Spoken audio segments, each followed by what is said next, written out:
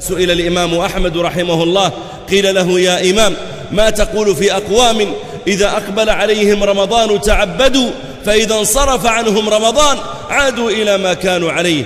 قال: أعوذ بالله، هؤلاء عباد رمضان وليسوا عبادا لرب رمضان، بمعنى أن التعظيم عندهم هو لرمضان، الخوف والإجلال هو فقط لرمضان، فإذا خرج رمضان عادوا إلى ما كانوا عليه. هؤلاء عباد رمضان وليسوا عبادا لرب رمضان.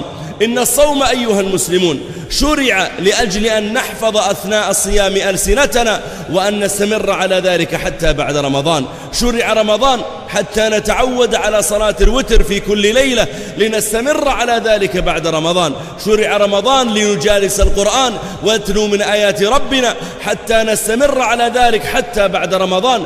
شرع رمضان وحثنا النبي صلى الله عليه وسلم فيه على الصدقة والبذل حتى نستمر على ذلك حتى بعد رمضان.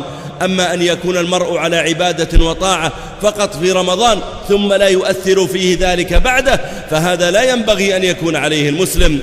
لما ذكر الله جل وعلا العبادة قال سبحانه وتعالى لنبينا صلى الله عليه وسلم: فإذا فرغت فانصب وإلى ربك فارغب، بمعنى إذا فرغت من عبادة فادخل في عبادة أخرى، وإلى ربك ارغب في طلب الرحمة والمغفرة والتجاوز والقبول والبر والإحسان، وإلى ربك فارغب.